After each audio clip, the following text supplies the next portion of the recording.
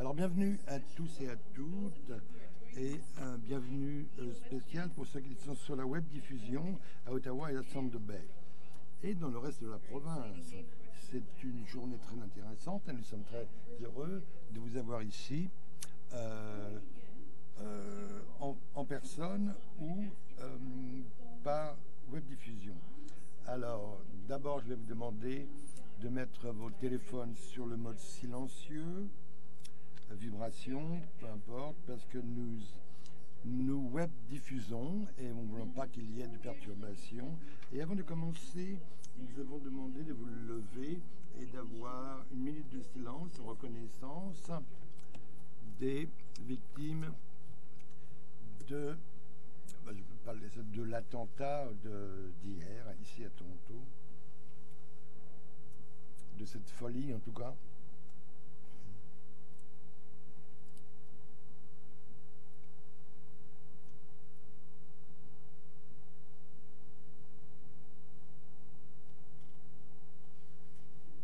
Merci.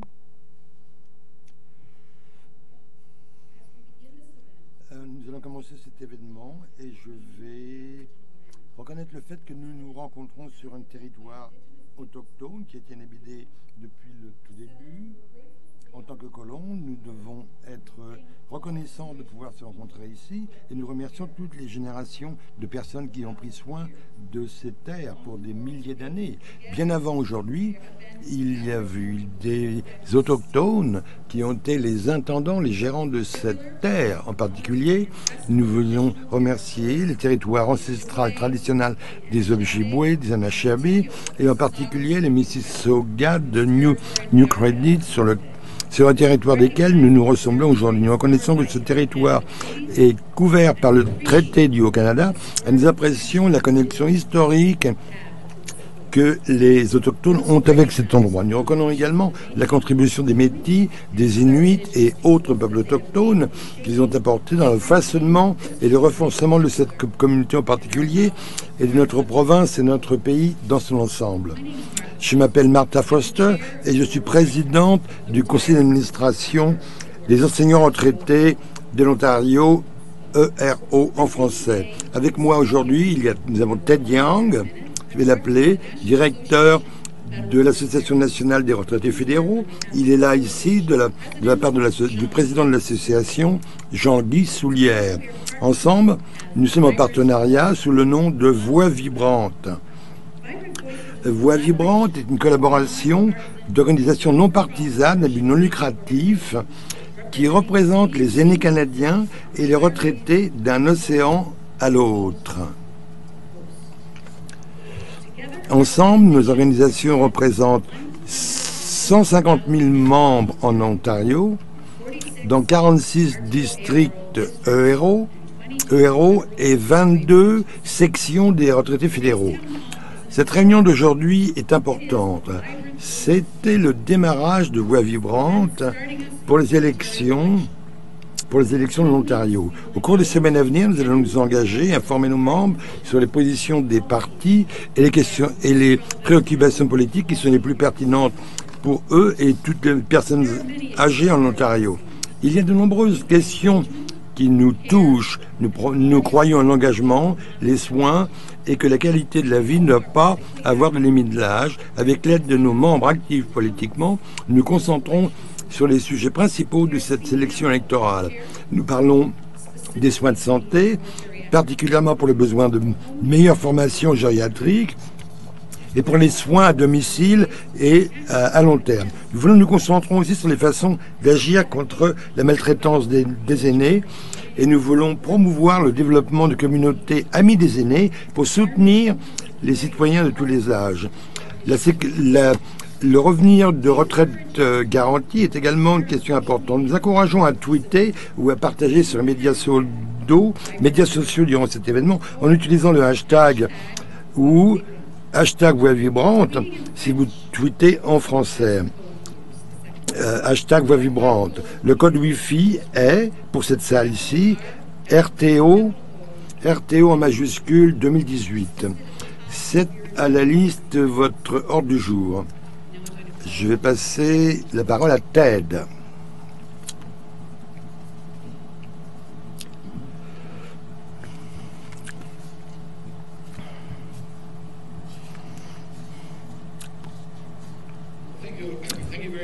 Merci beaucoup, Martha, et bonjour, mesdames et messieurs, bienvenue. Comme je l'ai dit, je représente ici le président de l'Association nationale des retraités fédéraux, M. Jean-Guy Soulière, qui n'a pas pu être ici avec nous. Particulièrement aujourd'hui, je veux souhaiter la bienvenue à tous ceux qui se joignent par l'intermédiaire de la web diffusion, particulièrement les retraités fédéraux et les membres retraités fédéraux et les membres ERO qui se joignent à nous de Centre de Bay, Ottawa et autres régions. Nous maintenons nos membres engagés et informés durant cette élection parce que le prochain gouvernement de l'Ontario a joué pour adapter les politiques publiques et les systèmes aux besoins de la démographie grandissante des personnes âgées et pour assurer les politiques et les systèmes pour demain. Nous sommes ici aujourd'hui et durant les semaines à venir, nous voulons traiter ces questions et c'est d'une importance critique pour le bien-être et le succès des générations d'Ontariens et d'Ontariennes. Nous voulons souhaiter la bienvenue à la ministre honorable Deepika Damerla, députée provinciale libérale de Mississauga-East, Cocqueville, et ministre des Affaires de personnes âgées. Et Todd Meast, député provincial conservateur pour Prince Edward Hastings, et enfin Teresa Armstrong, députée provinciale du MPD pour Londres, Fanshawe. Nous voulons apprendre sur les positions de vos partis sur les questions des personnes âgées. Je suis sûr que ça va être une discussion intéressante pour améliorer l'Ontario. Pas uniquement pour les retraités et les personnes âgées, mais pour tous ces résidents. Après tout, nous espérons tous devenir plus âgés. Sans plus attendre, je vais vous présenter notre animatrice, Mariaki Walsh. Mariaki, elle est journaliste avec iPolitique, une source politique de nouvelles politiques qui offre de l'information actualisée et une analyse pour des lecteurs intelligents. iPolitique est aussi partenaire des retraités fédéraux. Mariaki est correspondante de Queen's Park pour iPolitique. C'est une journaliste de longue durée et a commencé sa carrière sur la colline parlementaire pour CBC et Global News. Après avoir fait du journalisme dans la côte Est, elle est heureuse d'être de retour à Toronto pour couvrir une élection qui va être très intéressante. Mariaki, bienvenue. Et Martha, je te rends la parole.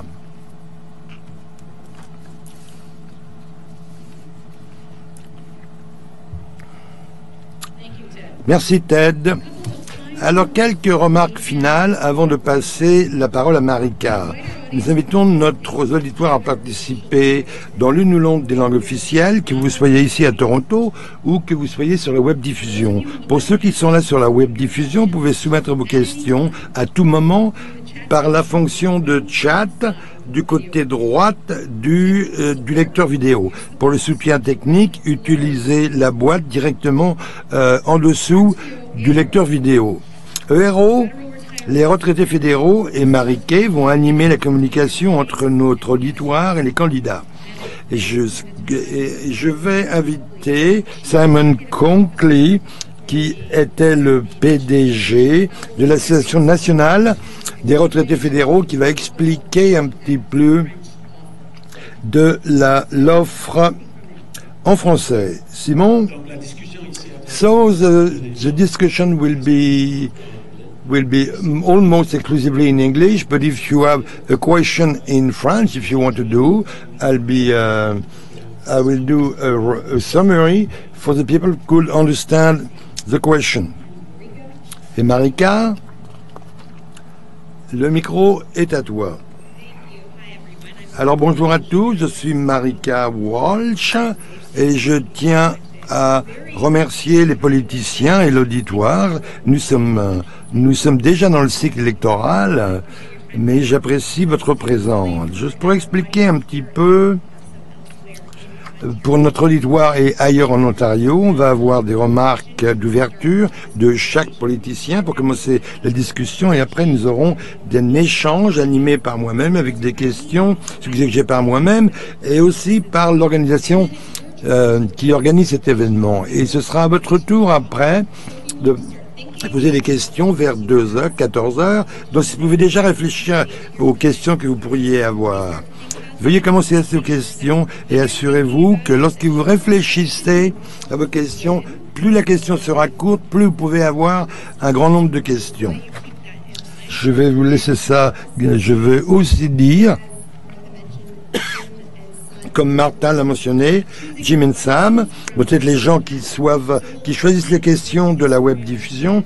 Donc, on va alterner entre les questions de cette salle et les questions de la web diffusion. Un rappel sur tweet, même si vous tweetez, veuillez mettre votre téléphone sur silencieux, sur mode silencieux. Et pour l'horaire, chaque député provincial aura environ entre 5 et 10 minutes pour les remarques d'ouverture. Candice, elle est là. Elle va être responsable du chronomètre. Elle va un petit peu indiquer le chronomètre à chaque personne. En ce qui concerne la session des questions et réponses, les réponses vont être limitées à 30 secondes environ. Et on va commencer avec ça et nous devrions terminer vers 14h45. Alors commençons avec les déclarations, les remarques d'ouverture. Merci. Je dirais plutôt bon après-midi, bonjour à tous et à toutes. C'est un honneur d'être ici aujourd'hui. Et avant de commencer, je veux exprimer ma sympathie, mes condoléances pour les victimes à la tragédie d'hier soir.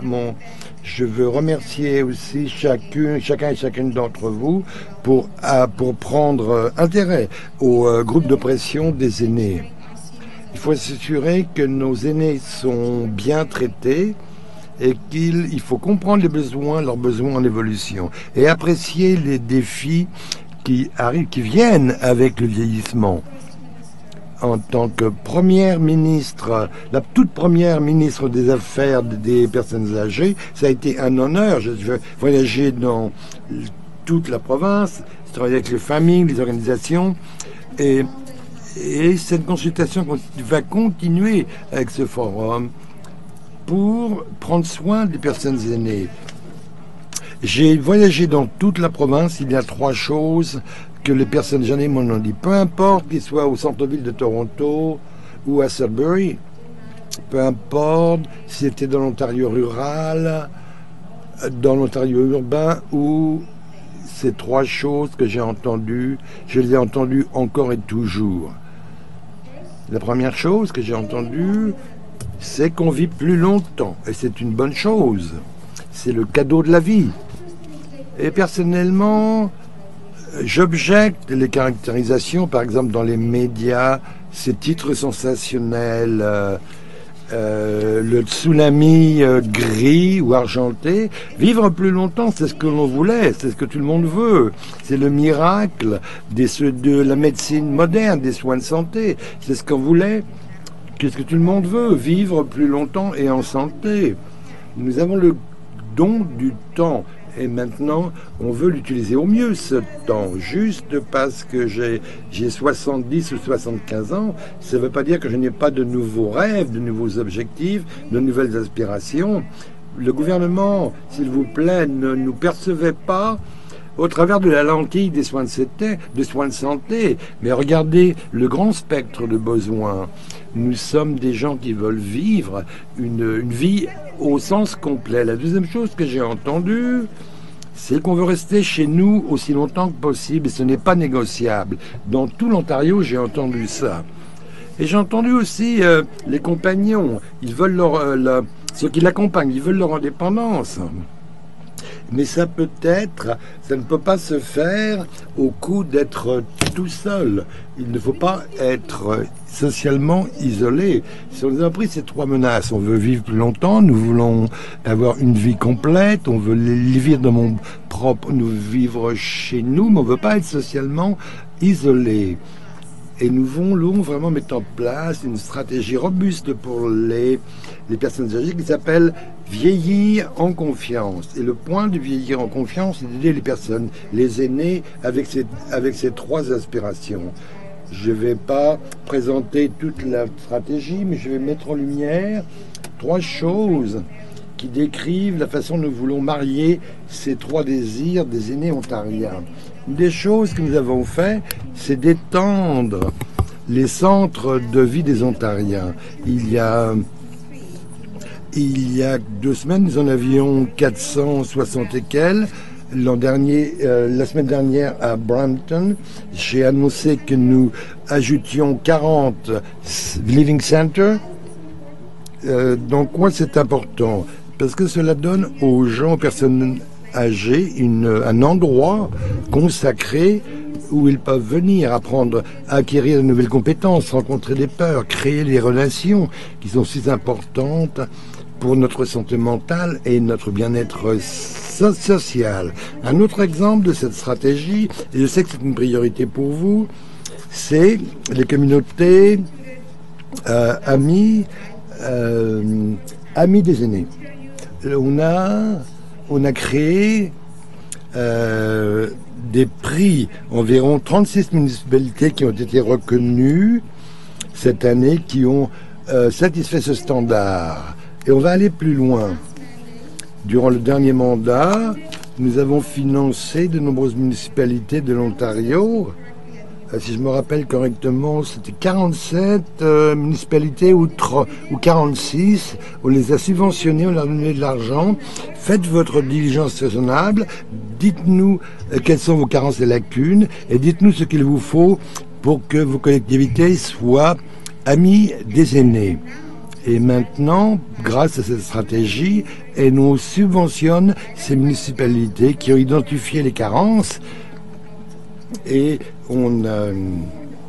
maintenant, on a 7 millions pour les municipalités de l'Ontario pour combler ces carences. Un autre exemple, qui j'en suis enthousiaste, qui s'appelle North, ça s'appelle Morks. Nous invitons 15 millions. Qu'est-ce que Norks fait?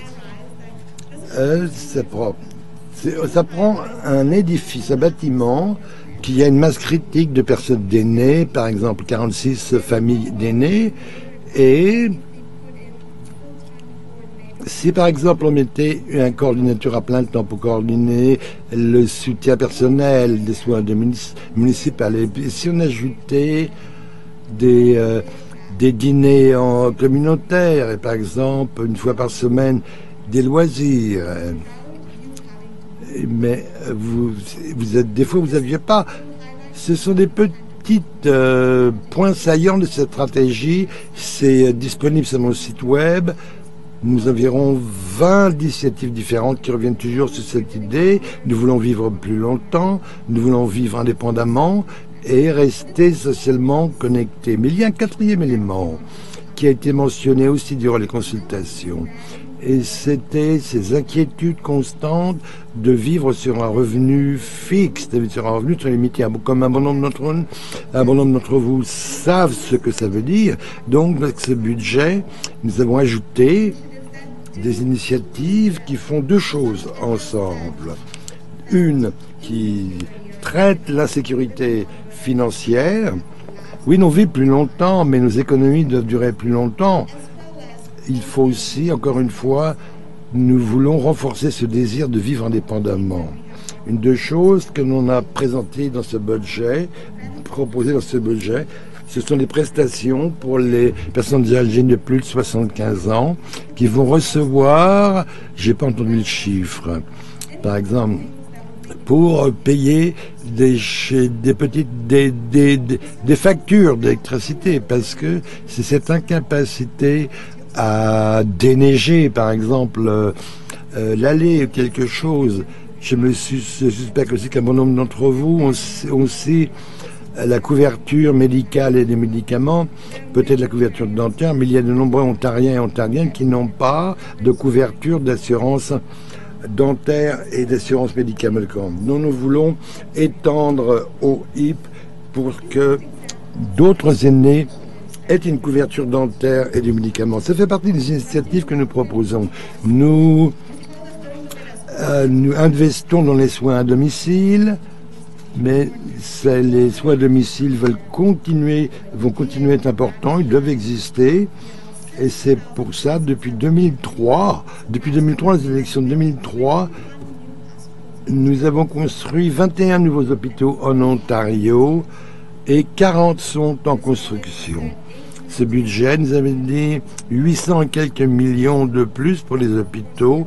Et bien sûr, nous avons annoncé, avec Vieillir en confiance, nous ajoutons, je crois, 4000 lits de soins de longue durée. Et la semaine dernière, nous avons promis des 4000 lits.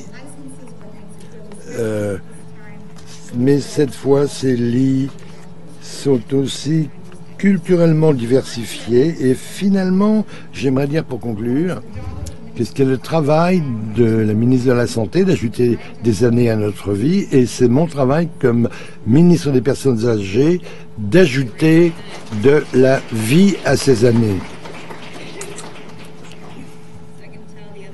Maintenant, les autres députés, on va passer. Je ne vais pas prendre les 10 minutes au total, je vais me présenter, expliquer pourquoi je suis un conservateur. Je suis membre pour Prince Edward Hastings, je vais être candidat dans la circonscription de Bay County, c'est une des plus anciennes circonscriptions de l'Ontario. J'ai beaucoup de personnes âgées, c'est la connexion, il y a de personnes qui sont très occupées. J'ai rencontré une dame qui m'a dit « Todd, qu'est-ce que je vais faire le matin parce que vous avez... nous avons un nouveau chef de file, notre politique a été mise en place et on va dérouler tout ça au cours des semaines à venir avant les élections. Alors, vous êtes ici aujourd'hui pour avoir des réponses spécifiques.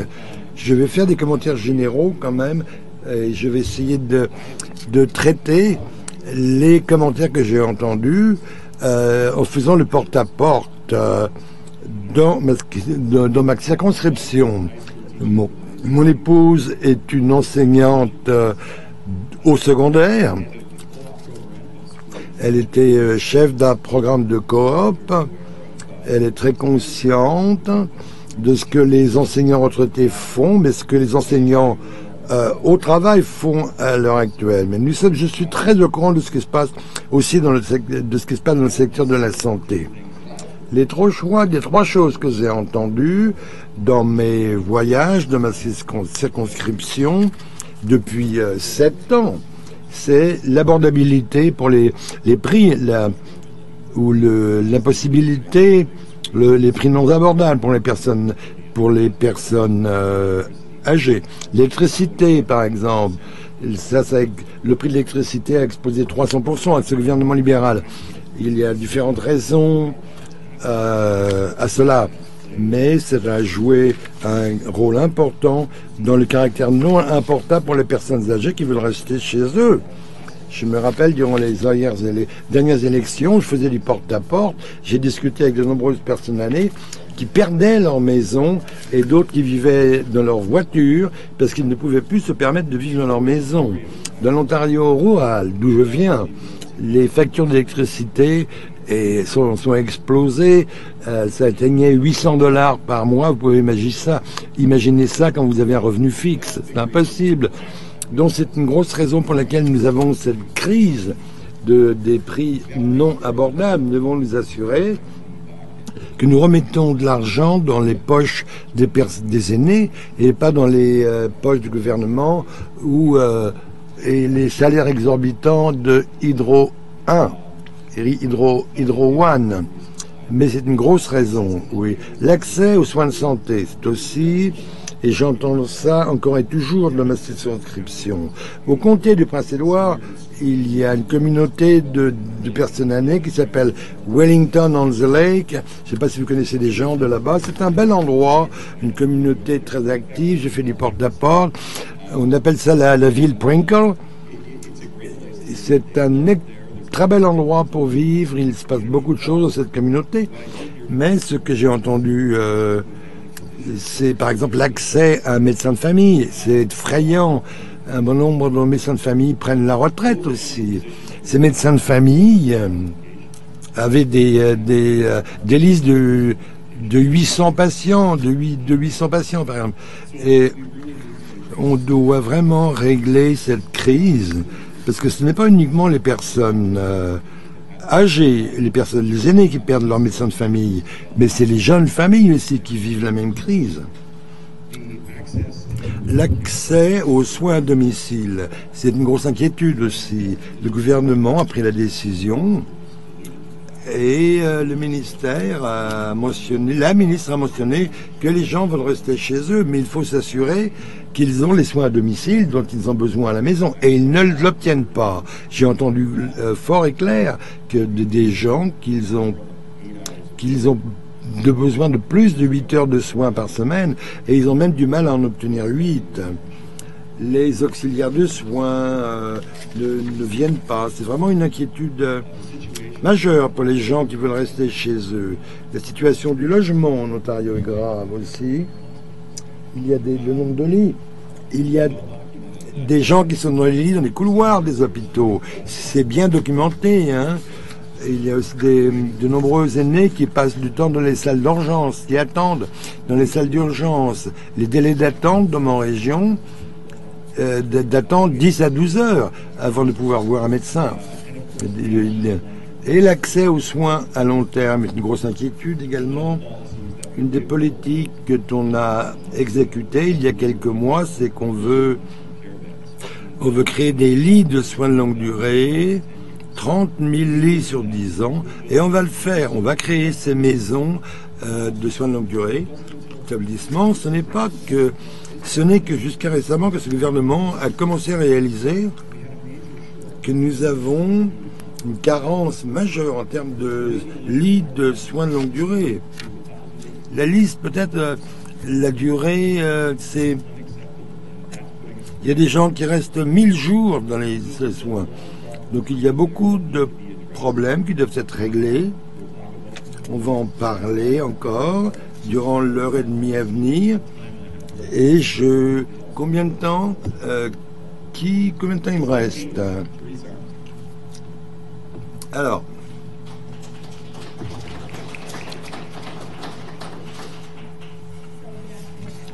Bonjour à tous et à toutes, je suis Teresa Armstrong, députée provinciale de Langfang-Shaw. Je suis très heureuse d'être ici. Je veux remercier l'ERO pour avoir la vision et de commencer ces conversations très tôt, parce que là qu'on est au milieu des campagnes électorales, il y a tellement de débats qu'on ne peut pas aller partout.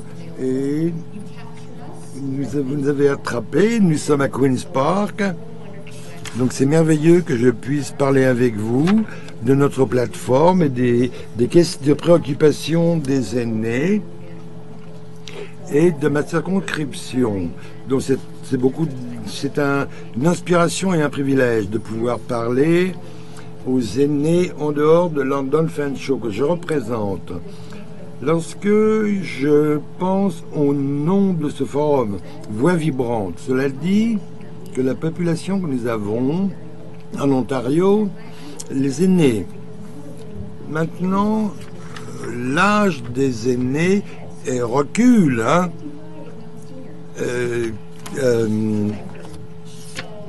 55 c'est une personne, 55 ans, c'est une personne âgée, un aîné maintenant. Comment est-ce que c'est possible d'être un aîné à 55 ans? Et je pense à ça, je me dis, si je me sens jeune, que vous m'appelez une personne âgée, je sais que les personnes aînées à qui je parle, ils se sentent aussi jeunes que dont les aînés n'ont pas le même visage qu'on a appris, l'image qu'on avait des aînés.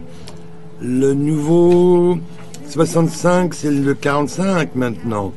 Nous avons, la plupart d'entre nous, nous avons de la chance, nous avons accès à une bonne qualité de la vie qui nous permet d'entretenir notre santé. Notre santé, ça veut dire si l'on peut être vibrant, actif dans nos communautés.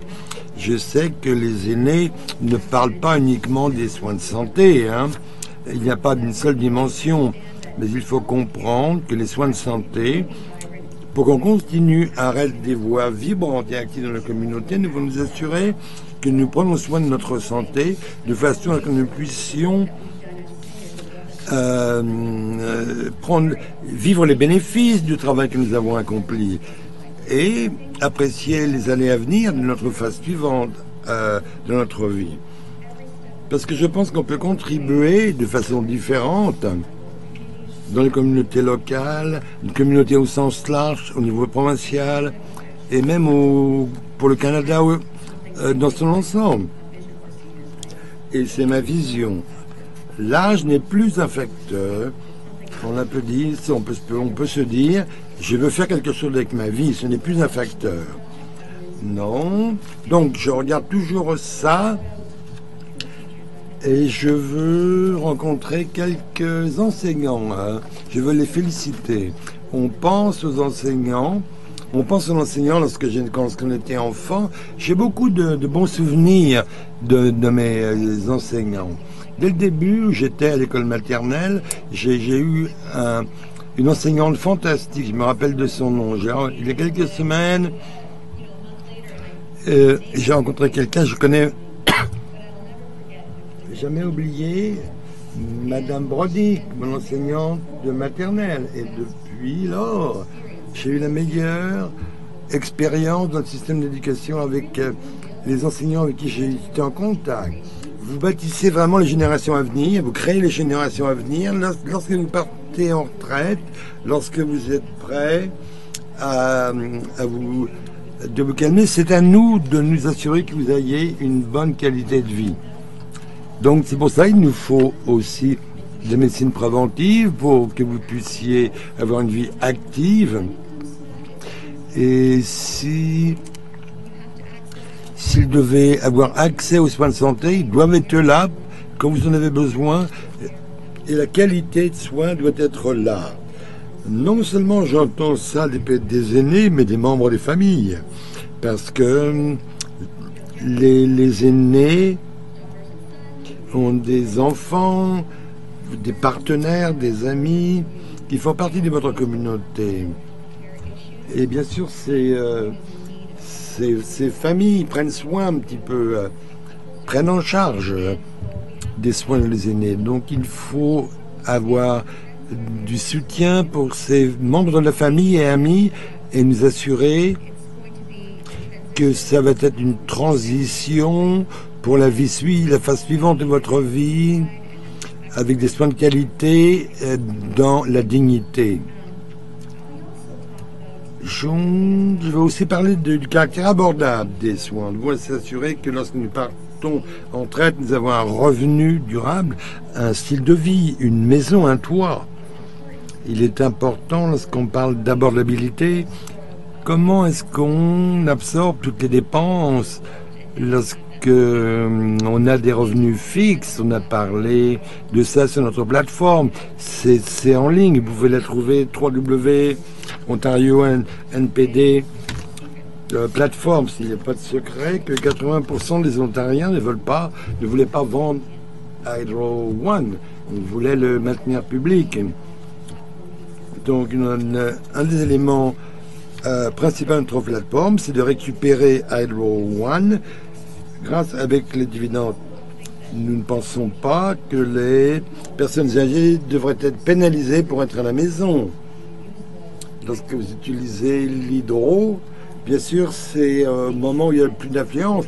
Il faut s'assurer qu'on ne travaille pas pour Hydro, mais que Hydro travaille pour les personnes âgées. Il y a des gens, des familles monoparentales, et ils ne peuvent pas contrôler les heures à laquelle ils font la lessive ou la cuisine. Un autre élément de notre plateforme, c'est on veut pharmacare pour tout le monde. Personne ne devrait s'inquiéter du prix des médicaments ou rationner les médicaments pour les faire durer plus longtemps. Lorsqu'il y a des circonstances, cela coûte encore plus. Et ça signifie que nous va avoir d'autres effets secondaires qui vont encore créer des coûts secondaires. Donc si vous ne prenez pas vos médicaments, un bon nombre d'entre vous ont eu de la chance, vous avez toujours des prestations, des bénéfices sociaux parce que vous avez des bons syndicats et vous avez bien négocié, c'est important, mais ce n'est pas le cas de tout le monde.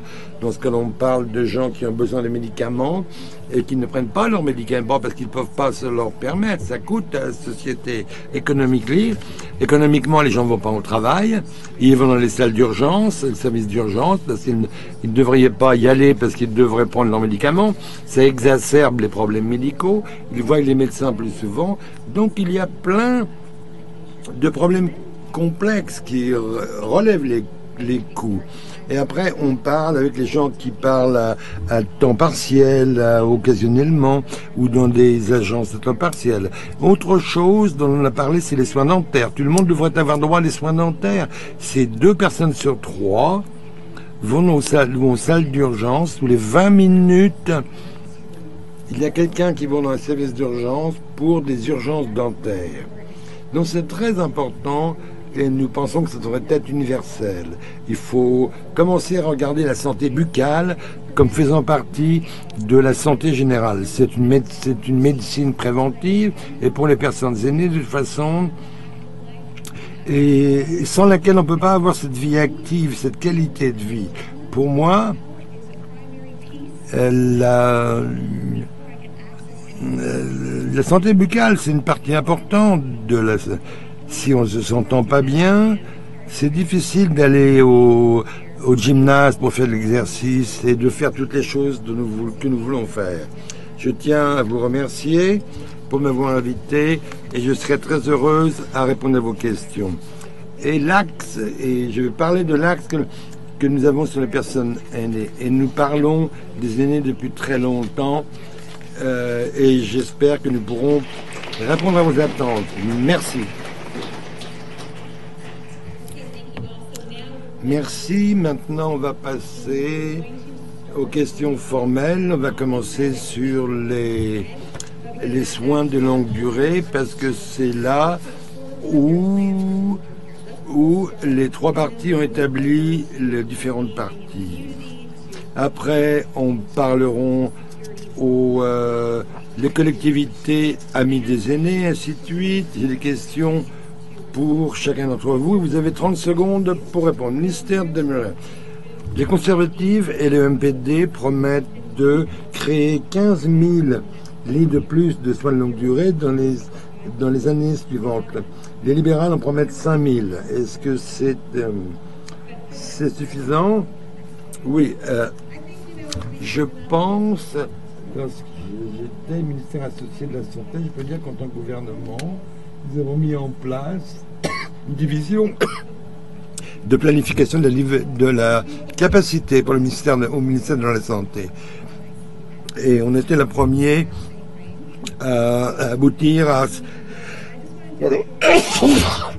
5 000 lits supplémentaires, mais l'élément essentiel est que ce chiffre de 30 000 lits est basé sur les preuves. Le délai varie, mais nous sommes à la bonne position. Et Monsieur Smith, pour votre propre parti, vous avez présenté vos idées l'an dernier sans coût. Et les autres partis disent que ça va coûter 2 milliards. Vous promettez ceci, des réductions d'impôts. Comment est-ce que vous allez payer ça? Le gouvernement s'est endormi sur les soins de longue durée pendant les 15 dernières années. Nous devons créer ces lits de longue durée. L'autre partie est que nous devons nous assurer que nous avons les personnels qui peuvent prendre soin de ces lits. Avant même de parler de politique, je connais les contraintes qu'il y a sur les travailleurs et les travailleuses. Parce que les préoccupations des aînés, les problèmes sont beaucoup plus significatifs qu'il y a 15 ans. Et comment est-ce que les gens qui vont voter, en fin de compte, si vous formez le gouvernement, vous allez réaliser, comment est-ce que vous allez choisir entre des réductions d'impôts ou des créations de lits des lits de soins de longue durée. Nous sommes engagés à créer ces lits.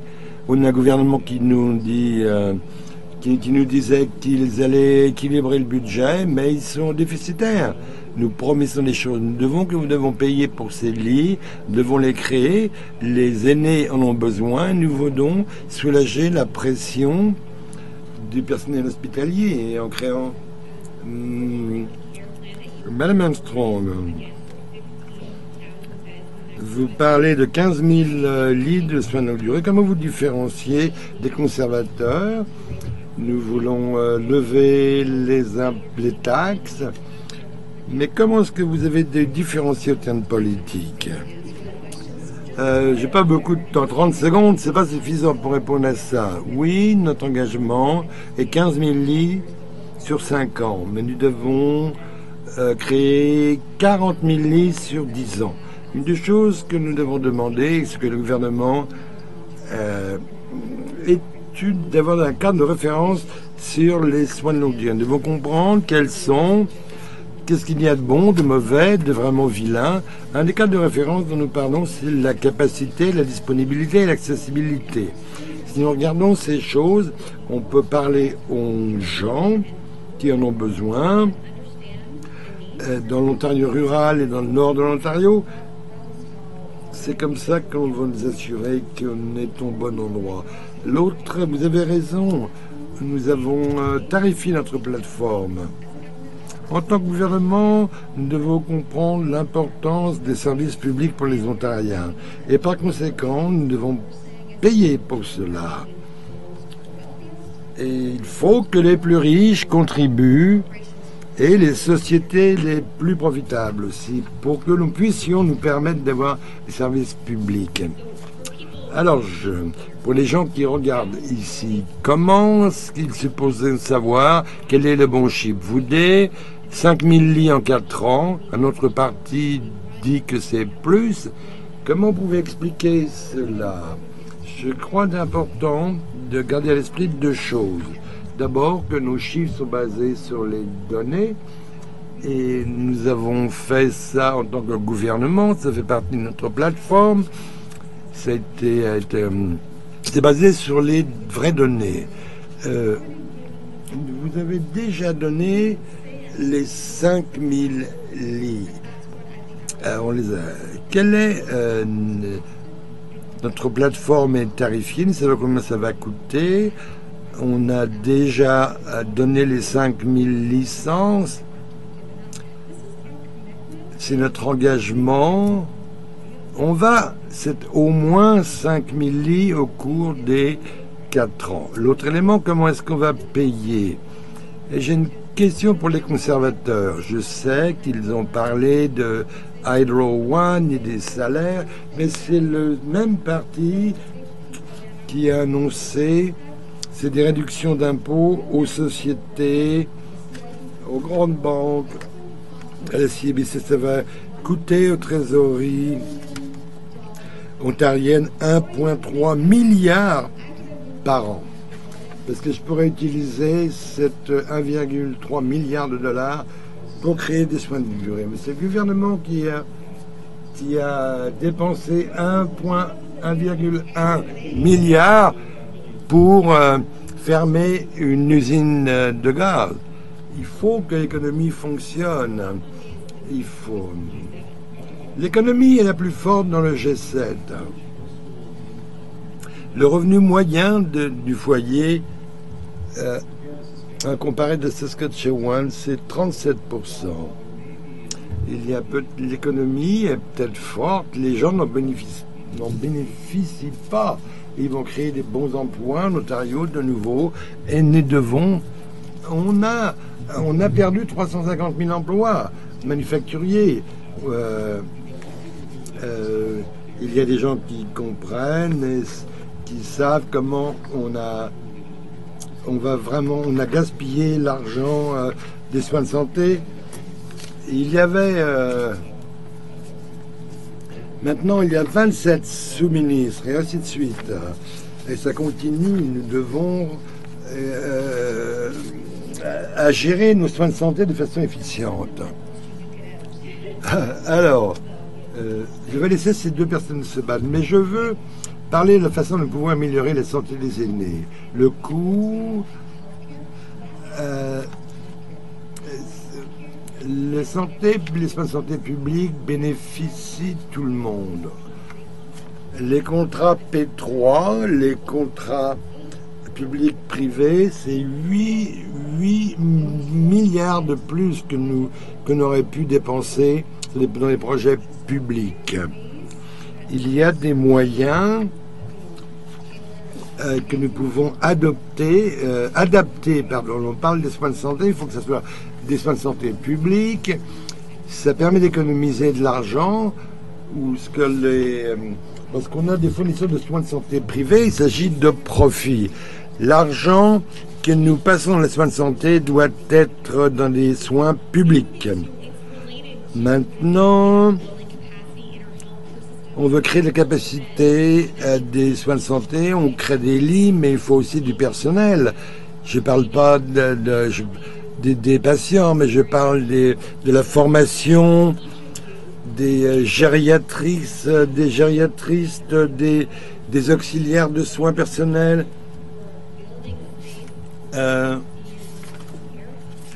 Comment est-ce que vous allez faire correspondre ça, les lits avec la formation et ainsi de suite? Je vais dire, nous augmentons le nombre de lits, nous allons créer des coûts d'exploitation. Mais cela dit, dans ce budget, nous avons également dit qu'on va investir 300 millions de dollars de plus juste pour la dotation personnelle dans les maisons de soins de longue durée. Cet argent va aller dans les maisons, les établissements de soins de longue durée existants, en plus des 23 millions de dollars pour attirer des PSW, du personnel soignant, des soins personnels. En plus, nous sommes aussi engagés à 4 heures de soins pour les résidents des établissements de soins de longue durée. Donc j'ai des chiffres très concrets pour nos investissements et s'assurer qu'il y a plus d'heures de soins dans le système des soins de longue durée.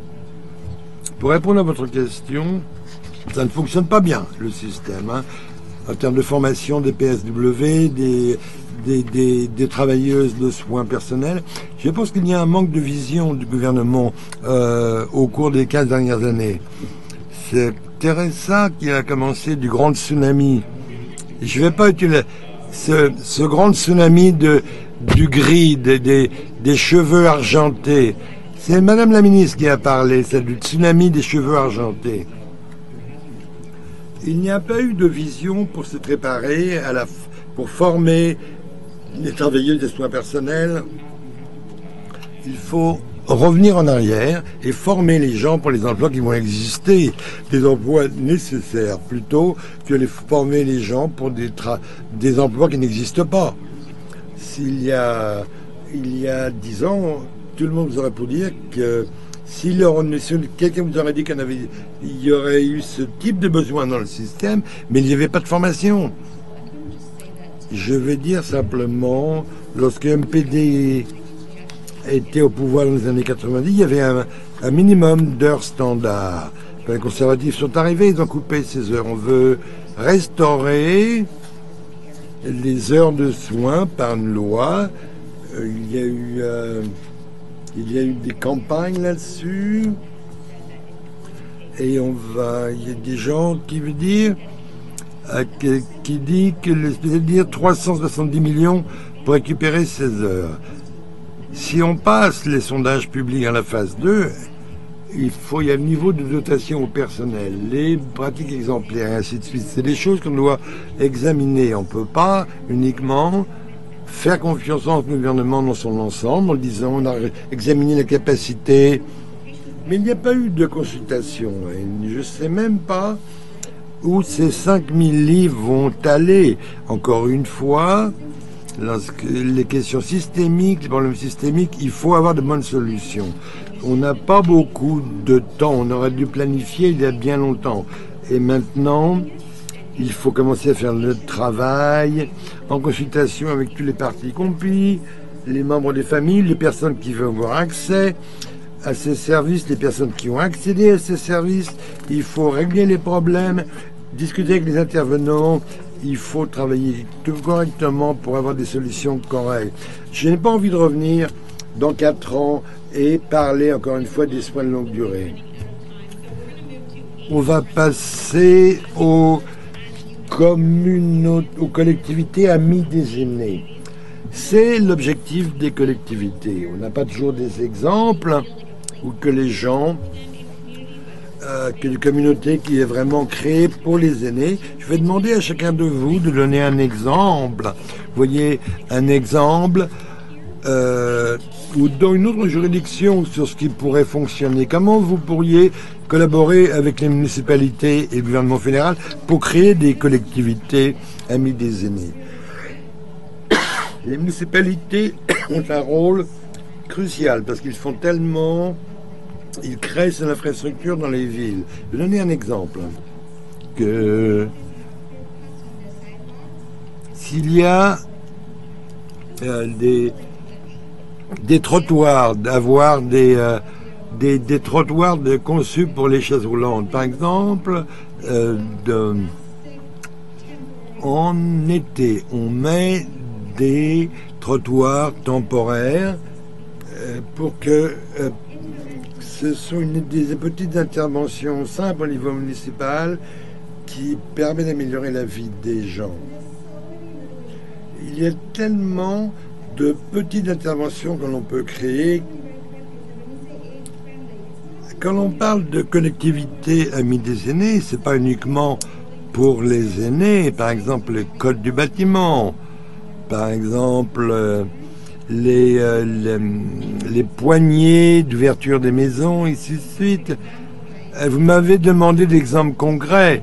Je veux dire qu'il y a des petites solutions et je suis très heureuse que j'ai pu promouvoir du financement supplémentaire pour les collectivités amies des aînés.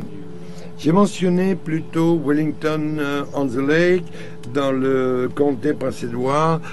C'est un très beau village, c'est une très belle communauté qui continue à grandir.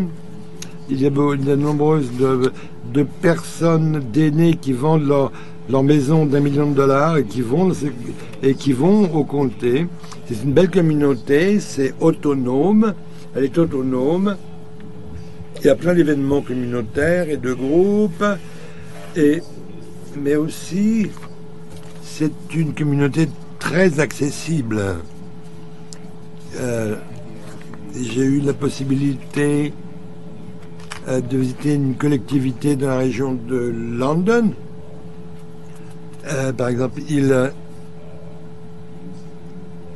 utilisent des énergies renouvelables. Ils sont en partenariat avec London Hydro. Il y a plein de choses que l'on peut faire, mais il faut avoir les règlements, par exemple le code du bâtiment.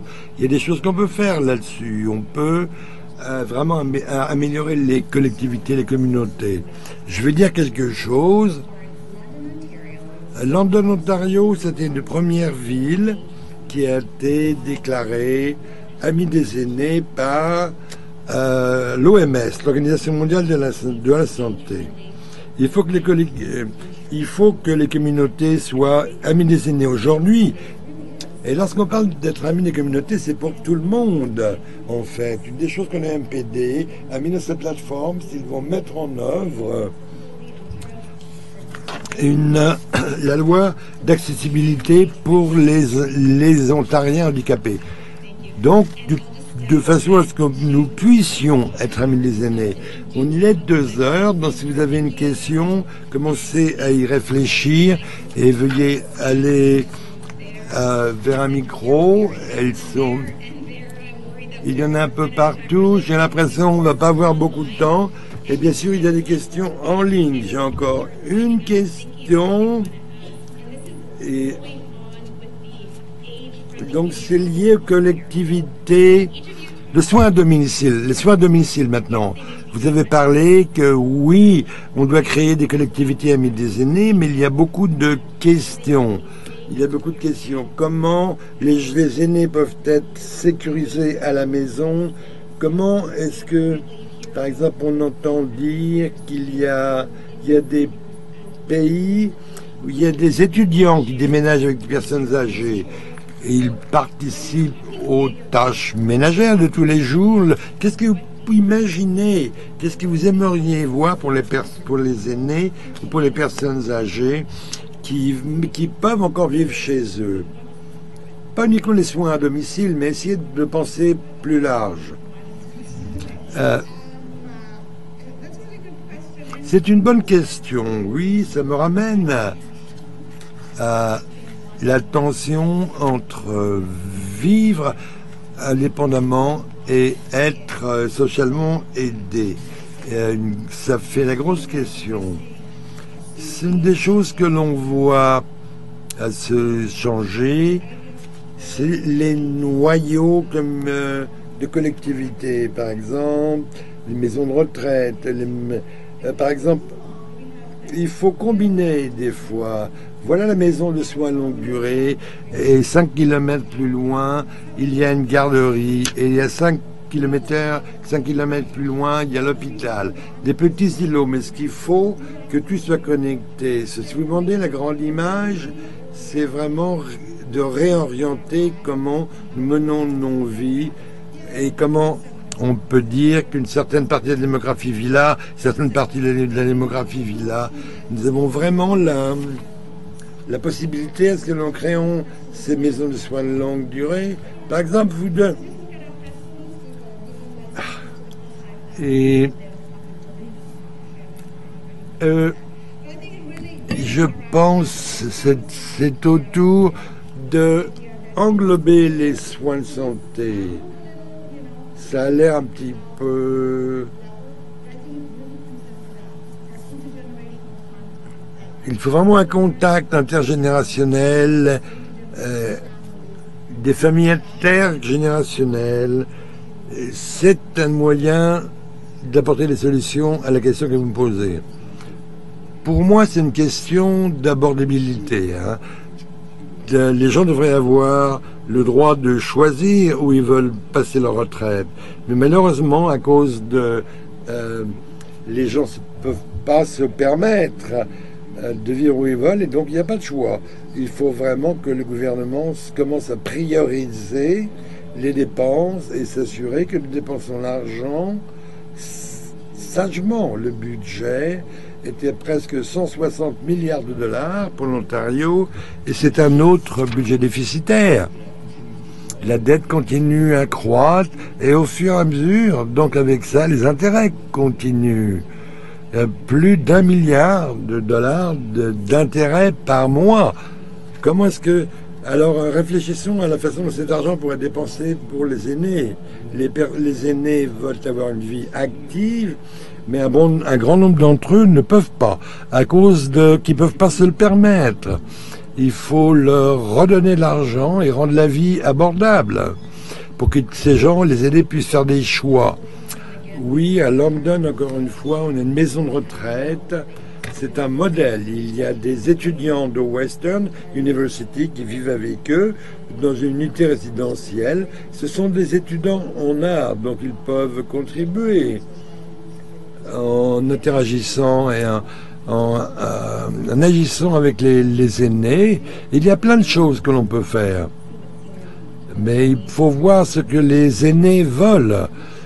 Et lorsqu'on parle d'abordabilité et de prix, et nous avons des choses dans notre plateforme, une chose qui est intéressante, on va reporter les impôts fonciers pour les aînés dans les municipalités, mais il y a un modèle qui existe en Colombie-Britannique et pour un peu, lorsqu'on aura le pharmacare universel et ainsi de suite, il y a des choses pratiques que l'on va régler pour avoir les qualités des soins et pour que les aînés puissent rester dans leur maison. Je pense que cette dame était la première en ligne. Alors, si vous pouvez vous présenter et poser votre question. Ma question est pour Monsieur Smith. Vous avez fait une liste de services pour les aînés, accès à la santé, aux médecins, aux soins à domicile. Vous parlez aussi de réduction des taxes, des impôts. J'aimerais savoir comment est-ce que vous allez réaliser tout ça, comment vous allez relever l'accès aux soins alors que vous réduisez la bureaucratie qui offre ces soins. J'aimerais des éléments spécifiques, hein, pas de propos généraux. Je pense qu'il est clair que la bureaucratie dans les soins de santé est vraiment lourde.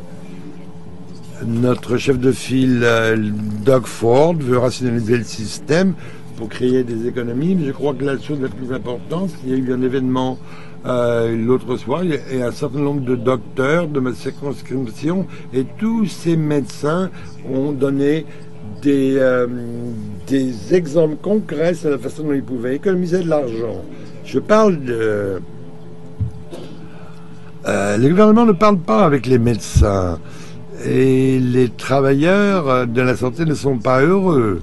Il y a des façons dont nous pouvons créer des économies dans le système de santé, tout le monde le sait, mais ce qui s'est passé depuis les 15 dernières années, c'est que la bureaucratie continue à grandir. J'ai pas entendu de chiffres, moi.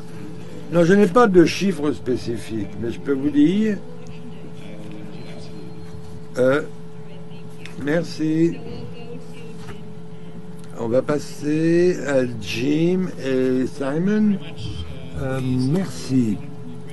Ça vient de l'Ether, de la web diffusion. C'est une question qui vient de Ottawa, de Patrick. La question, d'ici 2040, le nombre de personnes aînées de plus de 80 ans va quadrupler. Comment est-ce que vous avez créé les ressources pour le secteur public, le secteur privé, le secteur volontaire pour offrir des soins dans la dignité aux aînés? Alors, je vais commencer avec Monsieur Armstrong, avec Madame Armstrong. Nous savons que les gens vivent plus longtemps et qu'ils entreront dans la phase de la vie où il y a plus de besoins complexes. Afin de ce faire, on doit régler la question des soins à domicile. Les gens veulent rester chez eux, mais tout en ayant les soins appropriés. Encore une fois, dans notre plateforme, nous nous sommes engagés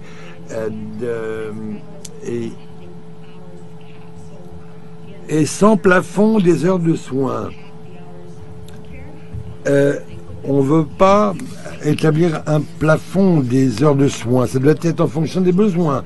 Lorsqu'on arrive des établissements des soins de longue durée, les équipes BSO, là, il faut au moins 4 heures par jour. Encore une fois, je regarde à la phase 2 dans le sondage du public.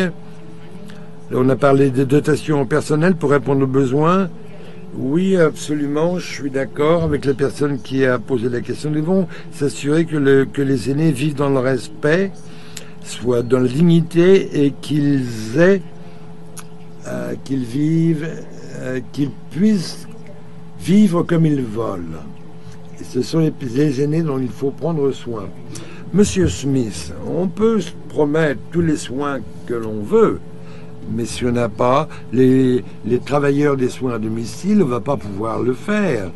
Pour répondre à la question, nous devons former des travailleurs de la santé. Nous devons encourager les jeunes à l'école pour entrer dans ce secteur.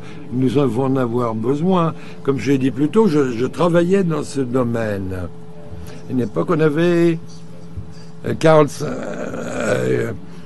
Sur 45 résidents, il y avait 6 résidents qui avaient besoin de 6. Il n'y en avait que 6 qui avaient besoin des soins intensifs. Mais aujourd'hui, c'est quasiment 95% des patients qui ont besoin de soins intensifs. Mais le personnel est le même.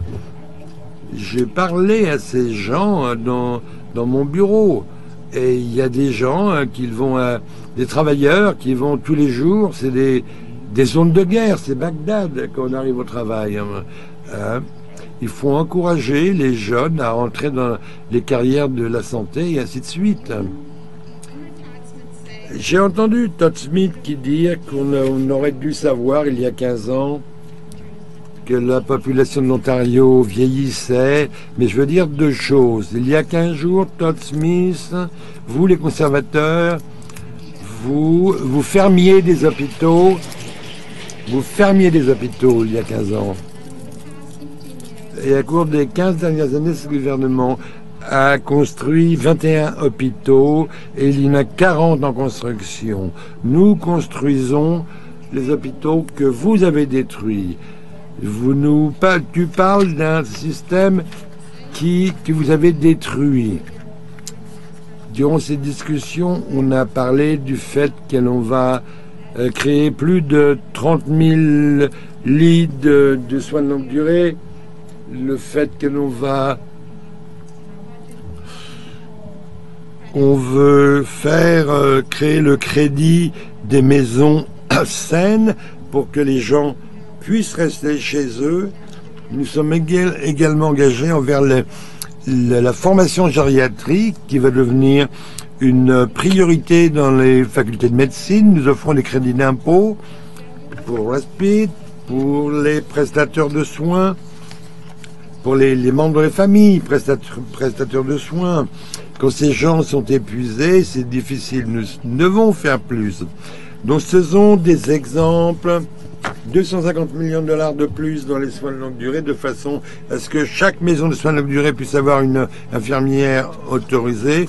Mais nous ajoutons 23 millions pour les PSW et encore un autre 35 millions de dollars pour créer des PSW supplémentaires. On a un plan, ça fonctionne.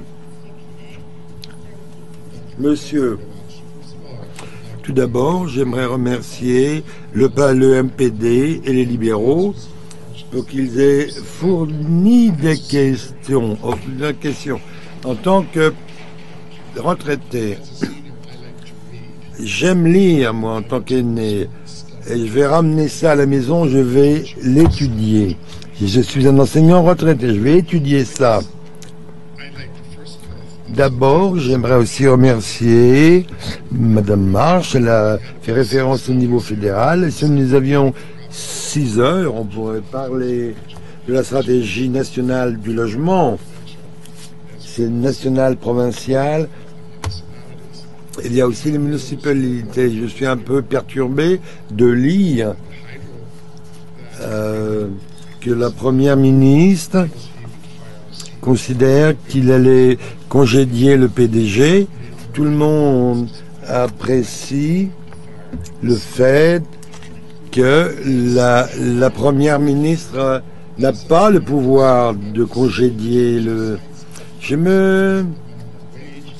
m'inquiète sur les sites d'éjection sécuritaire, le salaire minimal. Comment est-ce que votre parti fait la promotion de la santé des adultes plus âgés? Comment est-ce que votre parti soutient et fait la promotion de la santé mentale de tous les Ontariens?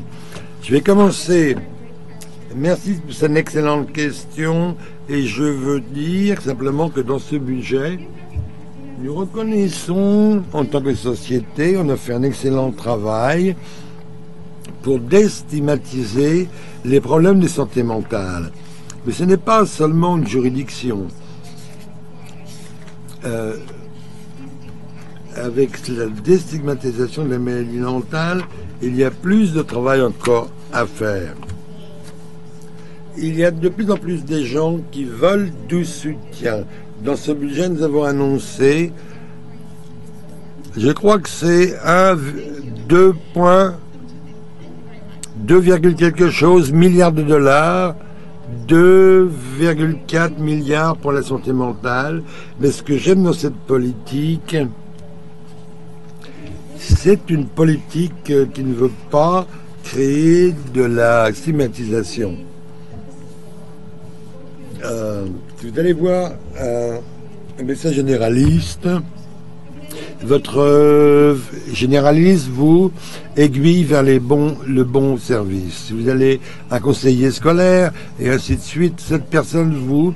L'autre idée, cette idée un petit peu qu'il n'y a pas de mauvaise porte. Il faut un système robuste et qu'il n'y ait pas de rejeté. Je suis très fier de ce que le ministère de la Santé a fait, non seulement pour allouer plus d'argent, mais aussi avoir un plan robuste. Je crois que si vous avez des problèmes de santé mentale, d'abord il faut trouver une porte. Et ce que j'entends, et encore, c'est qu'ils ne peuvent pas trouver de porte. Il y a 1,9 milliard de dollars que notre parti voulait allouer pour la santé mentale pour les 10 prochaines années, mais les gens ne peuvent pas avoir accès au traitement de santé mentale ou les conseils. J'ai encore et toujours, il y a trop d'organisations différentes et rien n'est rationalisé.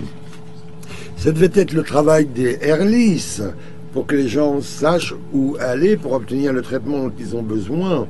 Il faut vraiment rationaliser ce système.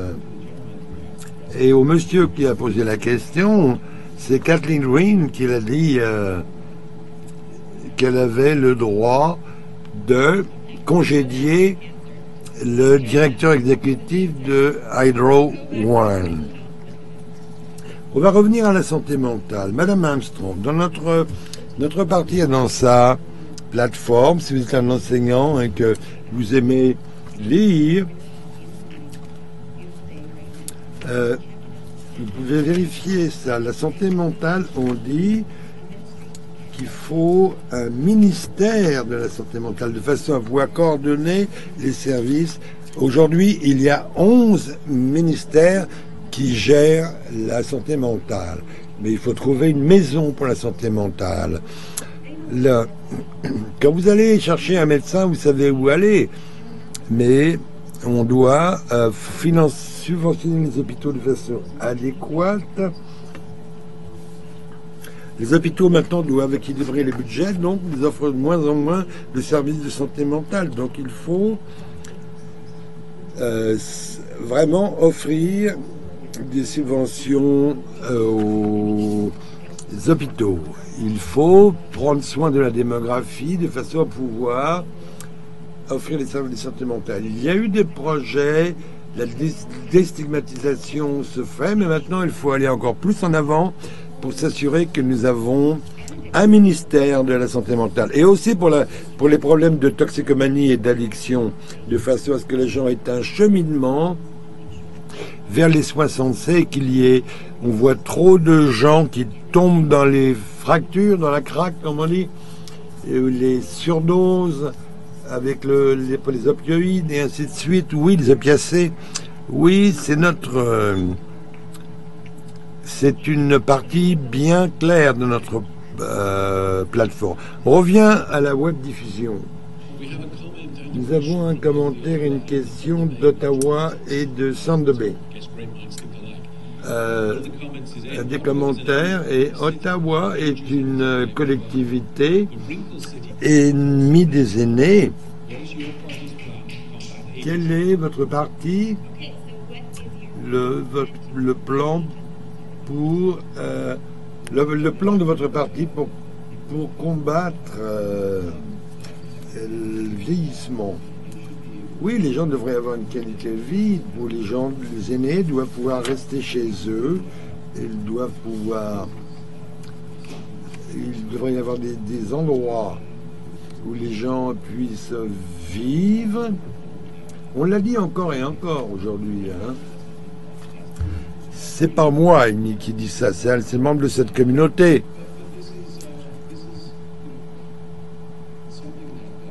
C'est quelque chose qui doit être fait. Et l'argent doit être investi pour que les gens puissent vivre avec une qualité de vie. Lorsqu'ils ont du mal à payer leur note d'électricité ou de manger, ils ne peuvent pas avoir une qualité de vie. J'ai entendu ce terme bien avant, lequel le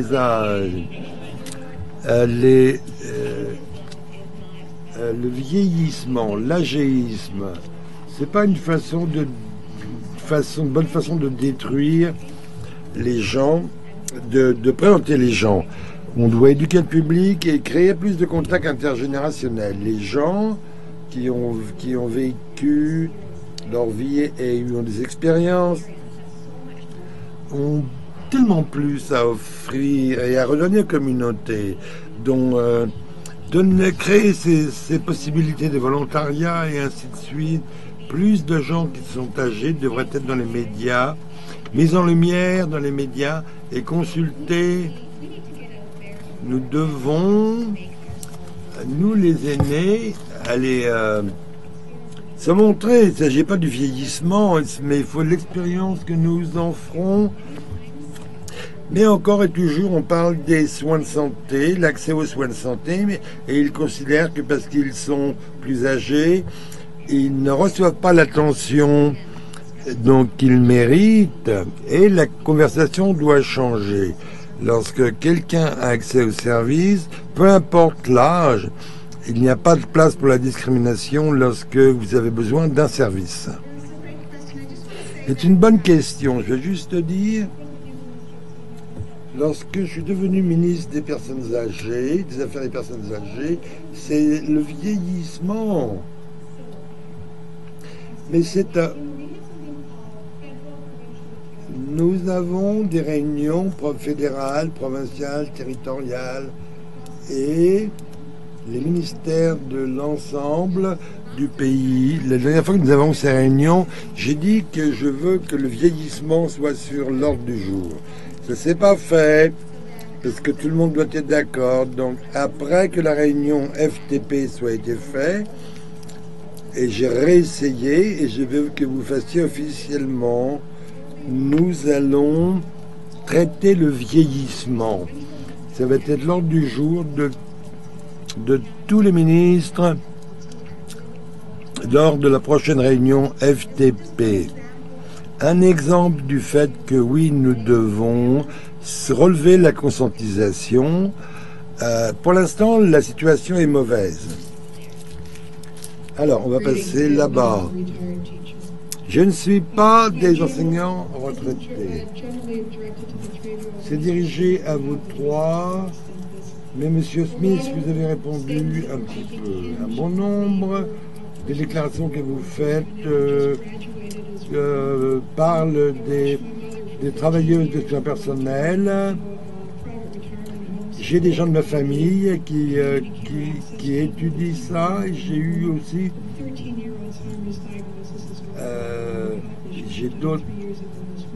j'ai une mère qui est morte. Vous parlez tous des travailleurs de soins personnels, mais je suis curieuse de savoir comment vous allez prendre soin des travailleurs de soins personnels. C'est un des travaux les plus difficiles que j'ai vu. 15 minutes pour aider quelqu'un à s'habiller et après ils doivent conduire pour aller voir un autre client. Je peux comprendre l'épuisement de son travail et je les admire profondément. Est-ce que vous avez des idées pour soutenir les gens qui nous soutiennent? Donc 30 secondes de réponse parce que sinon on ne va pas avoir suffisamment de temps. C'est une très bonne question. Oui, nous savons tous, c'est un travail difficile, et c'est pour ça qu'il y a 3 ans, le ministère de la Santé a proposé un âge minimum, un salaire minimum à $16 de l'heure. Je pense que devrait travailler, payer plus, mais doit avoir un plancher. Mais parce que l'on veut conserver ces gens, il faut s'assurer que ces gens sont bien payés. C'est quelque chose que je soutiens. Nous devons aussi offrir une meilleure formation parce que les PSW doivent donner des soins de plus en plus complexes. Par exemple, on leur demande d'accomplir des tâches pour lesquelles Ces travailleurs doivent être formés. Et c'est quelque chose que notre gouvernement travaillent là-dessus.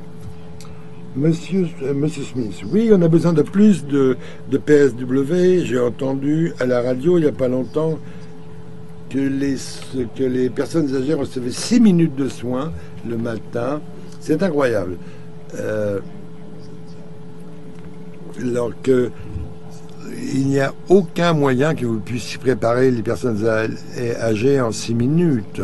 On a besoin de plus de PSW, de travailleurs des soins personnels, de façon à ce qu'elles puissent passer du temps de qualité avec les aînés qui sont en fin de leur vie, mais dans la dignité. Nous devons attirer des gens dans ces carrières. Elles devront s'assurer que c'est des travailleurs, des emplois stables à plein temps.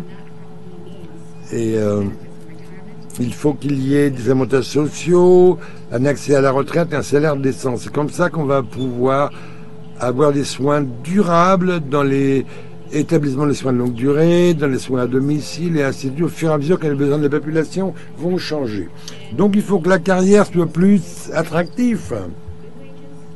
Il faut des bons salaires, des avantages sociaux, travailler à temps plein et des régimes de retraite. Et les gens vont venir.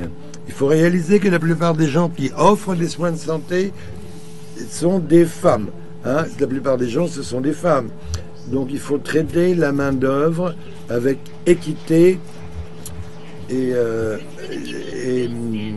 égalité. Et je vais parler avec ce monsieur et après... Asseyez-vous si vous voulez, mais je vais pas vous oublier. Mais je vous laisse choisir si vous voulez rester debout. Et on va passer à l'équipe à ligne. Il y a des douzaines de gens qui attendent en ligne. Alors, ça vient de Wilma. Elle s'adresse aux 3 parlementaires, un certain nombre d'hôpitaux. On nous dit que 40 hôpitaux sont en construction. Combien de ces hôpitaux vont être dans le nord de l'Ontario? Le commentaire est que le nord de l'Ontario est souvent négligé. La question est qu'est-ce que vous allez faire? Qu'est-ce que vous allez faire là-dessus? Madame la ministre, je veux clarifier que dans l'Ontario, il y a 40 projets hospitaliers majeurs sont en construction. Je peux donner à Wilma une liste de ceux qui sont dans le nord de l'Ontario, mais je peux vous assurer que, par exemple, à Sudbury, on crée un hôpital à la Pointe du Progrès, à Sainte-de-Baie, pardon, hein, pas à Sudbury. Je peux donner plus de détails plus tard. Monsieur Smith, je suis pas sûr. Je sais qu'il y a des besoins dans le nord de l'Ontario en termes d'hôpitaux, mais il y a des besoins dans tout l'Ontario, dans les environnements ruraux et dans mon circonscription au comté Prince-Édouard, on a des besoins d'espérer d'un nouvel hôpital. On s'est battu pour maintenir notre hôpital ouvert.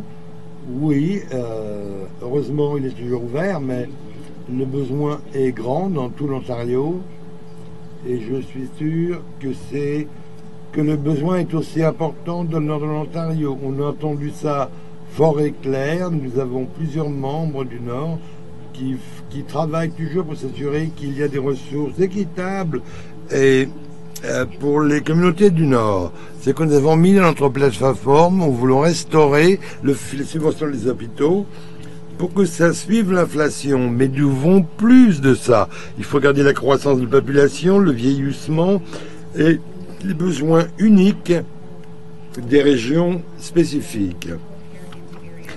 Il faut avoir des soins de santé dans les régions qui sont sous-desservées. Alors, quelle est votre question? Durant les années récentes en Ontario, j'ai vu une augmentation marquée de la maltraitance des aînés et particulièrement la maltraitance financière. En même temps, aux États-Unis, où les règlements d'assurance vie sont permis, il y a une attaque, les fraudes et ainsi de suite, la maltraitance sur les aînés.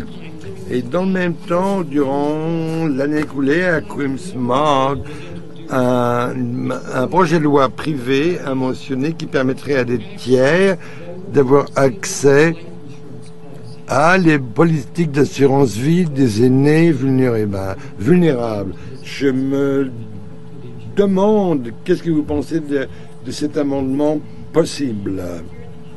Alors,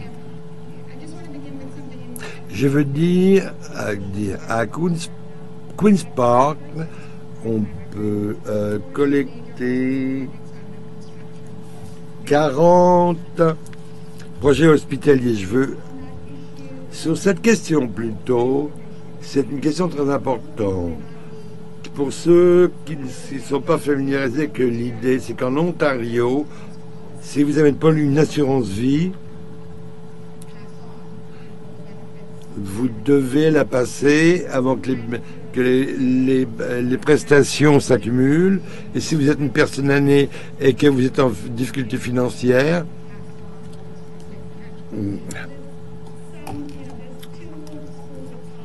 il y a deux écoles de pensée. Une qui dit pourquoi pas permettre aux gens d'encaisser la politique d'assurance avant qu'ils décèdent. L'autre école de pensée dit que des aînés vulnérables pourraient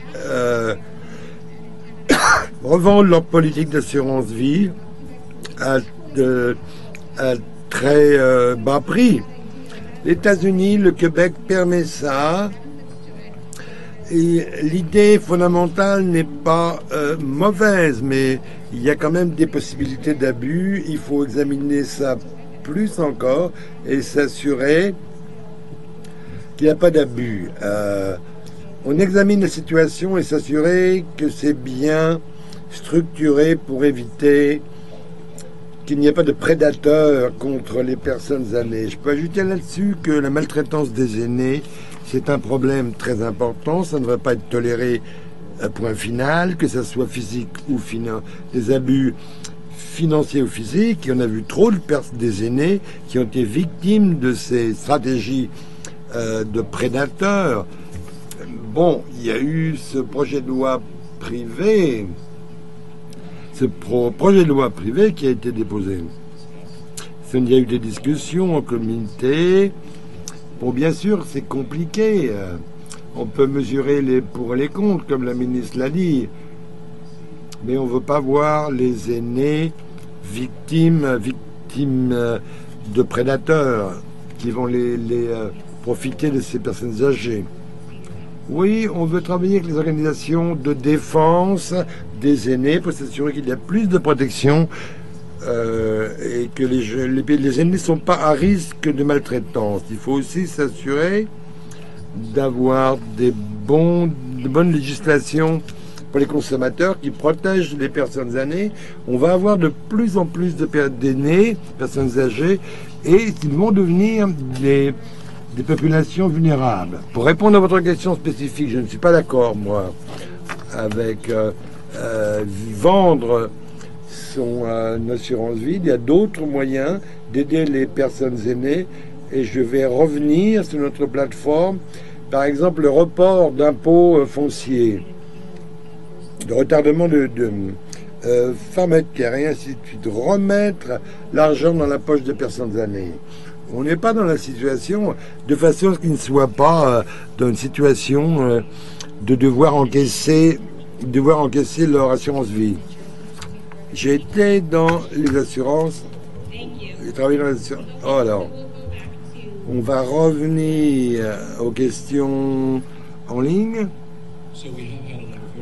On a eu beaucoup de questions intéressantes sur le web. C'est difficile de choisir. Encore une fois, ça vient de Ottawa. Ils veulent savoir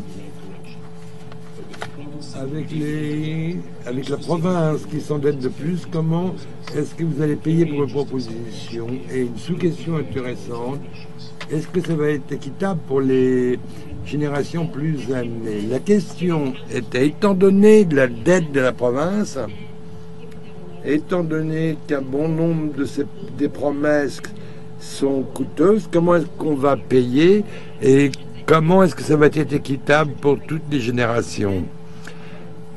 Qui est-ce qui va payer la dette? Qui est-ce qui va payer la dette?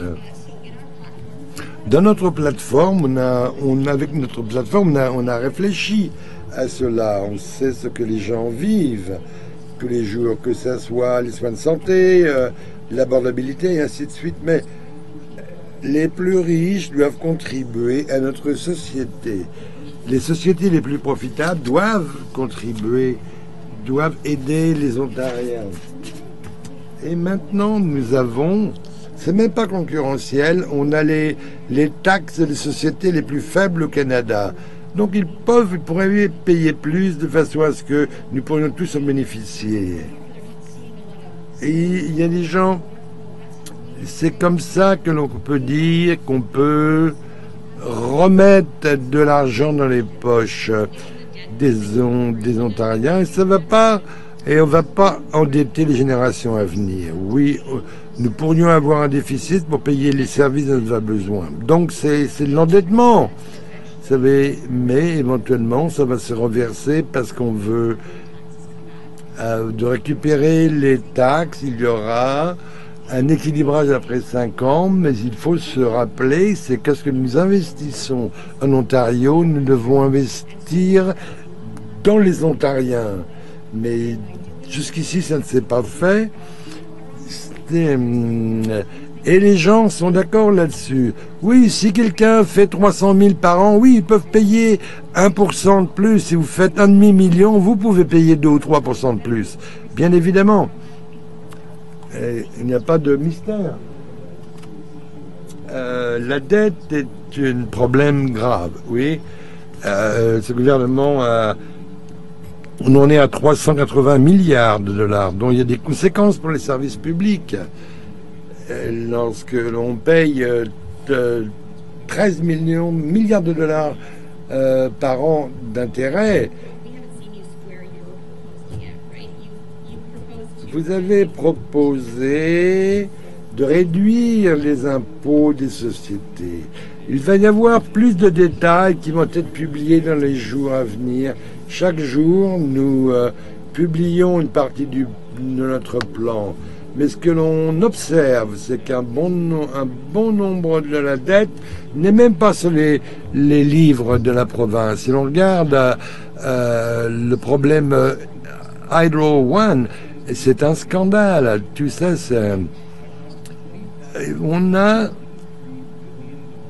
on va perdre entre 25 et 90 milliards. C'est de l'argent qui n'apparaît même pas dans les livres de la province. Donc cela va avoir un impact massif sur les 2 générations à venir. Je vais demander à l'auditoire, poser une question à l'auditoire. Le budget de l'Ontario a été équilibré 8 fois. Combien de fois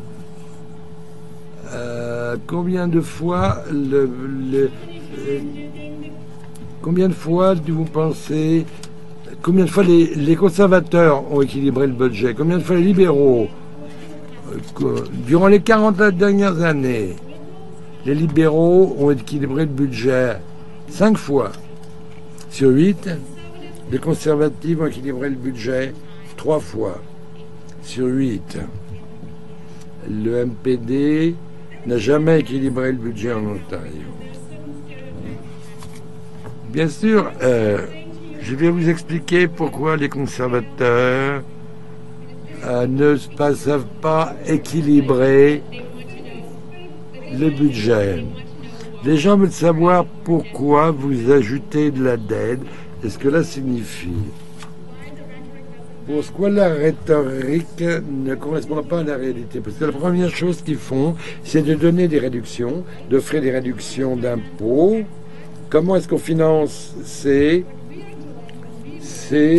coupure d'impôts, c'est en empruntant. Ce que l'on fait quand on emprunte, on investit. On emprunte pour investir dans un actif.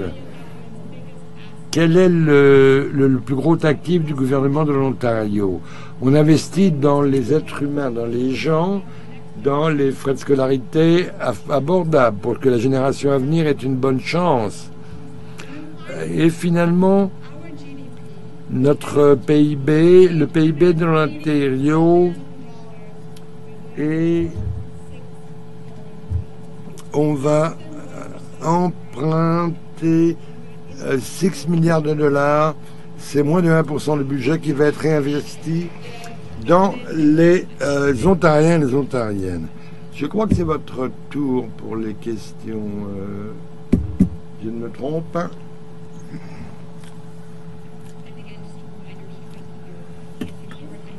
Encore une fois, c'est pour M. Smith. C'est pour M. Smith. Dans vos commentaires, dans votre introduction et dans vos réponses aux questions, et le fait que votre parti ne nous donne pas de réponse au questionnaire, vous me frappez comme quelqu'un qui cherche une politique. Quand est-ce que votre parti va publier une plateforme qui va présenter en détail ce que vous prévoyez de faire? Et si vous avez établi des coûts de vos politiques, oui, il y a un plan et le plan est mis en œuvre à la vitesse s'il va falloir. Je me rappelle l'été dernier, tout le monde demandait notre plan. On devait avoir... le plan a changé. Il y a beaucoup de choses se sont produites dans les 3 derniers mois. On essaie... on ne veut pas de taxe carbone. Tout ce que vous achetez, il va y avoir des réductions de taxes. Parce que les taxes de carbone ajoutent des prix à tous les produits. En résultat, il faut ajuster la plateforme. C'est pour ça qu'on va faire ça dans les jours à venir. Alors, merci. On revient à la web diffusion. C'est pour Dorine. Elle dit nous a passé plus d'1 milliard de dollars à développer la e-santé. Comment est-ce qu'on pouvait avoir un système en place comme l'Alberta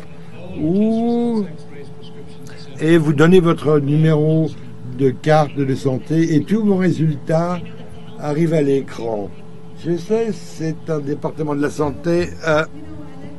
J'aimerais dire que la média couvre toujours les plans.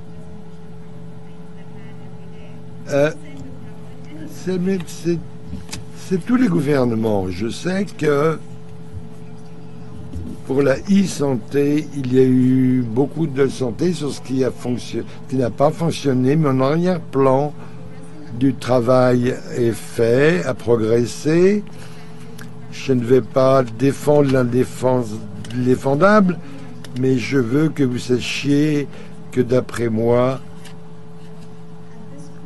à ce point, presque chaque Ontarien est maintenant couvert par la e-santé, mais il faut que les systèmes maintenant communiquent entre eux. C'est là-dessus qu'on travaille en ce moment pour l'intégration. J'étais pas familiarisé avec le système de l'Alberta, mais ça a belle allure. Je peux... Et pour les systèmes de laboratoire, on peut avoir des résultats en ligne. J'ai pas la réponse parfaite, mais des progrès sont accomplis, oui. Je suis une enseignante retraitée et je suis fier de mes années. Et je suis retraité.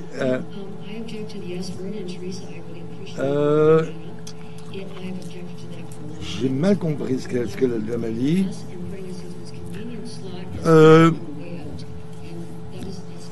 Oui, Je suis une personne plus âgée, je suis une adulte. J'ai une question, je crois que c'était sur l'aliénation. Le S-word, silver. Oh, senior, personne âgée, personne année, le mot S, le mot personne âgée. L'aliénation est trop prévalente dans la société. J'étais à l'université et je retourne maintenant. Il y a beaucoup de monde qui vivent sur le trottoir, qui dorment sur le trottoir. Il y a trop de personnes âgées. Ils sont complètement aliénés et ils sont seuls. J'ai entendu parler de projets d'églises, des petits projets. Il y a des gens qui sont tellement aliénés qu'ils n'ont savent plus comment fonctionner. Comment est-ce qu'on peut toucher ces gens? Nous avons atteint la fin des questions. Je suis désolé.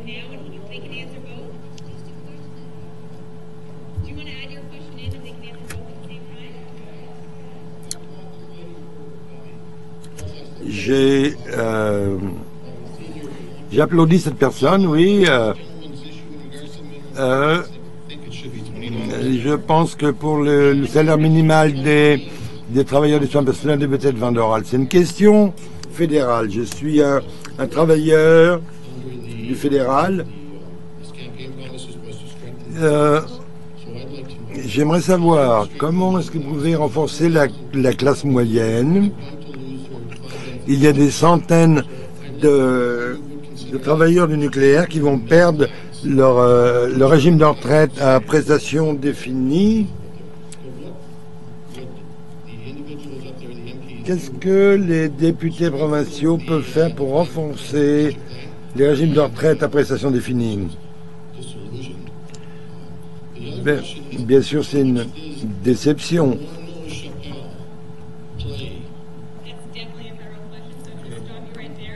Je vous arrête là. Merci. Alors, je vais vous poser la question sur le renforcement de la classe moyenne, les régimes de retraite à prestations définies et la pauvreté, la question de la pauvreté. C'est la fin des questions et les gens commencent à s'énerver. Ils n'ont pas pu poser leurs questions. Alors, le MPD s'est engagé à améliorer le paysage des régimes de retraite. Tout d'abord, nous voulons développer la couverture des régimes de retraite. Ce qu'on va faire, c'est que maintenant, le fonds de garantie de régime de retraite ça a été changé à... On doit amener ça à 3 000 $ de façon à ce que les gens à avoir un minimum garanti. La pauvreté, l'autre réduction de la pauvreté. On devait... l'isolation, on a parlé de l'isolement aussi des personnes âgées. Il faut que la société comprenne qu'on doit prendre soin les uns des autres. Parce que vous voyez quelqu'un qui est dans le besoin ou isolé, il faut essayer de voir comment est-ce qu'on peut les approcher. Hein. Ils sont dans leurs espaces, on n'est pas des professionnels, on ne connaît pas leurs problèmes médicaux, par exemple, ou les autres parties de leur vie. Il faut peut-être avoir accès à des services qui pourraient les aider, appeler quelqu'un, peut-être dire bonjour parfois. Il faut prendre soin les uns des autres. Comment est-ce qu'on touche les gens isolés? Il faut lentement essayer de développer une relation congéniale, conviviale.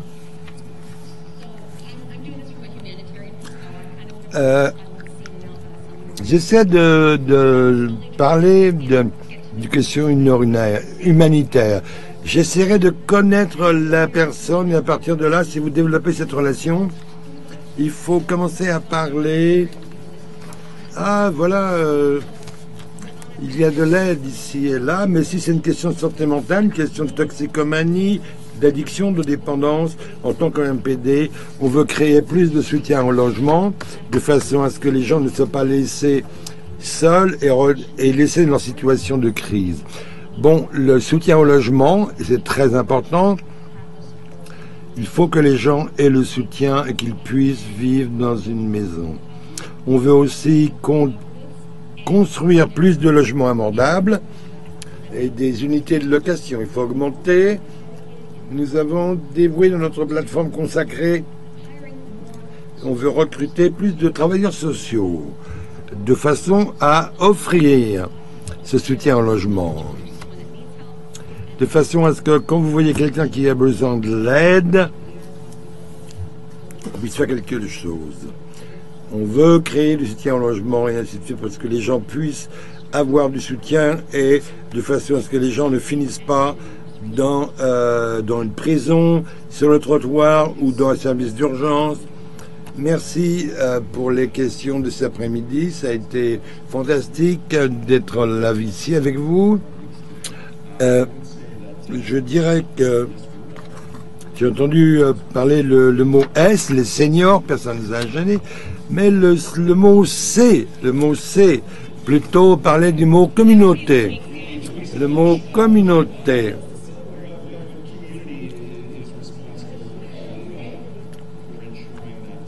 Les communautés doivent s'assurer que nous tenons compte de nos personnes âgées. Il y a des centaines de logements qui existent, des centaines de milliers de logements qui peuvent être utilisés comme des moyeux, des centres communautaires et ainsi de suite. Il y a plein de logements abordables. Il y a des édifices. Il faut s'assurer que les gens aient le soutien nécessaire. Alors, je pense... J'entends mal la ministre. Il n'y a pas de réponse facile à la question que vous avez posée d'essayer d'aider les plus vulnérables.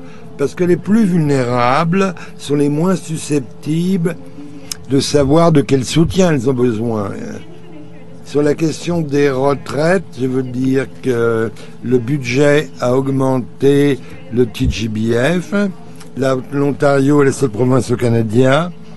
C'est-à-dire que vous avez un régime de retraite du secteur privé. Le PGBF va vous payer 1500 $. Et le second élément, lorsque j'ai vu ce qui s'est passé avec Sears, j'ai été comptable. Ce qui m'a vraiment fâché, c'est que dans le monde entier, pas uniquement en Ontario, les sociétés augmentent leurs dividendes et en même temps réduisent leurs obligations envers les régimes de retraite. Ça n'a aucun sens. Ça n'a aucun sens, par exemple, qu'une société puisse dire on a besoin de marge de manœuvre en ce qui concerne le régime de retraite, mais dans le même temps, ils augmentent les dividendes aux actionnaires. Non, c'est...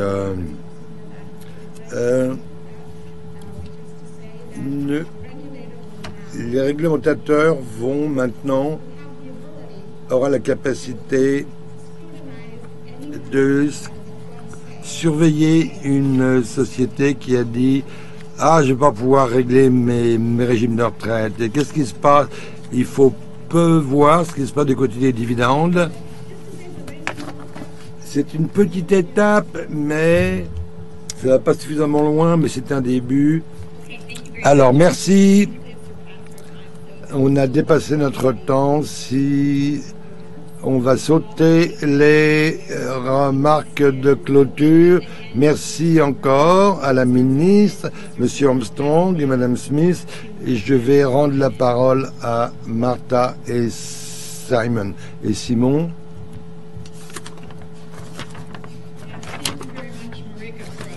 Merci Marika pour une conversation très animée aujourd'hui.